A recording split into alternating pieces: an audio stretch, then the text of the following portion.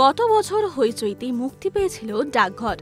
হাগদা নামক একটি প্রত্যন্ত গ্রামে আসা নতুন পোস্টমাস্টার দামোদর দাস এবং সেখানকার বাসিন্দা মঞ্জুরির প্রেমের গল্প ফুটে উঠেছিল এই সিরিজের মাধ্যমে।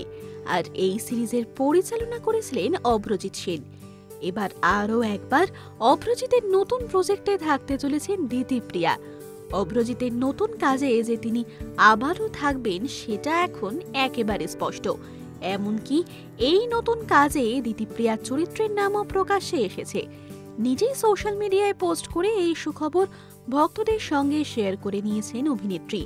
দিতিপ্রিয়ার পোস্টে দেখা যাচ্ছে অভ্রজিৎ সেন স্ক্রিপ্টের ওপর তার উদ্দেশ্যে লিখেছেন, হাগদা থেকে উত্তর কলকাতা, মঞ্জুরি থেকে তিন্নি। এটা কেবল শুরু বোন, লক্ষ লক্ষ কাজের মধ্যে আমাদের দ্বিতীয় কাজ, এটা সবে শুরু। দিতিপ্রিয়ার নতুন কাজ ঠিক কি বিষয়ের ওপর আসছে তা যদিও এখনো জানা যায়নি। এরকম আরও অনেক ভিডিওস দেখার জন্য নজর রাখুন আমাদের চ্যানেলে এবং পাশে থাকা বেল আইকনটি ক্লিক করতে একদম ভুলবেন না।